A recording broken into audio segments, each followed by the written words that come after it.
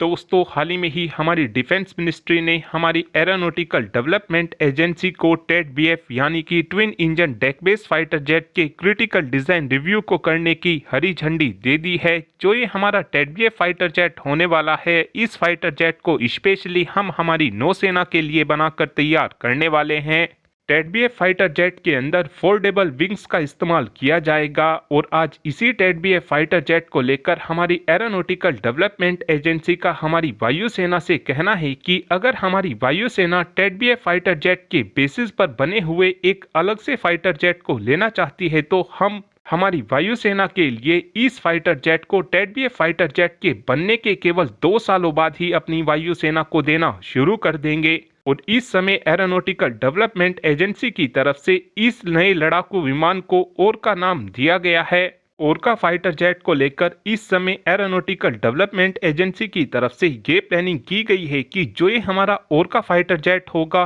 ये 24 ton category का fighter jet होगा। यानी हमारा ये फाइटर जेट हमारे टेड बीएफ फाइटर जेट से वजन में थोड़ा हल्का होगा, लेकिन इस फाइटर जेट की खास बात यह होगी कि हमारा ये ओरका फाइटर जेट हमारे टेड बीएफ फाइटर जेट से फायर पावर के मामले में बहुत ज़्यादा आगे होगा, क्योंकि जहां पर हमारे टेड बीएफ फाइटर जेट के अंदर फोल्डेबल विंग्स का इस्तेमाल किया जाएगा, जिस कारण टेड बीएफ फाइटर जेट में हम ज़्यादा मिसाइलों को कैरी नहीं कर सकेंगे। लेकिन ओरका फाइटर जेट के अंदर फोल्डेबल विंग्स का इस्तेमाल नहीं किया जाएगा, जिस कारण हमारे ओरका फाइटर जेट के अंदर हम टेड बीएफ फाइटर जेट के मुकाबले ज्यादा मिसाइलों को कैरी कर सकेंगे। इस समय एरोनॉटिकल डेवलपमेंट एजेंसी का हमारी वायुसेना से ये भी कहना है कि अगर हमारी वायुसेना ओरका फाइटर जेट को लेने में अपना इंटरेस्ट दिखाती है तो हम इस फाइटर जेट की फर्स्ट फ्लाई को 2030 के अंदर अंदर ही कर लेंगे। और अगर हमारी वायुसेना की तरफ से ओरका फाइटर जेट को खरीदने में अपना इंटरेस्ट दिखाया जाता है तो हमको ये भी डेफिनेटली देखने को मिलेगा कि इस फाइटर जेट के ऊपर हमारी aeronautical development agency stealth coating का भी इस्तेमाल करेगी, क्योंकि हाल ही में ही हमने देखा है कि हमारी CSIR और हमारी NAL ने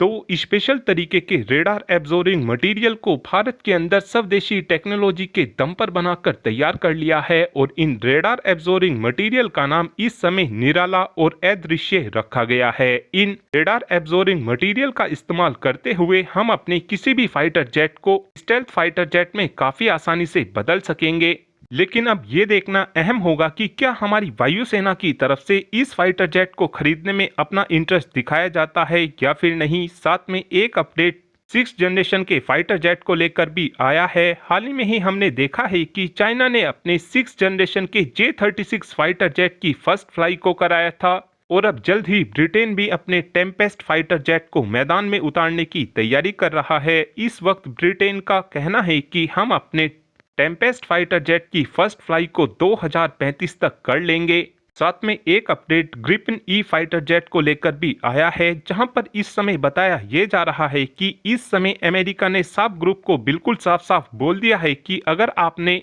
कोलंबिया को ग्रिफिन ई फाइटर जेट की सप्लाई की तो हम आपके ग्रिफिन ई में लगने वाले क्रिटिकल कंपोनेंट की सप्लाई आपको करना पूरी तरीके से बंद कर देंगे। और अब आप ही कमेंट कर कर बता सकते हैं कि क्या हमारी वायुसेना को ओरका फाइटर जेट को लेना चाहिए, हाँ या फिर ना। इस बात का आंसर आप कमेंट बॉक्स में दे सकते हैं। Thanks for watching this video. Have a good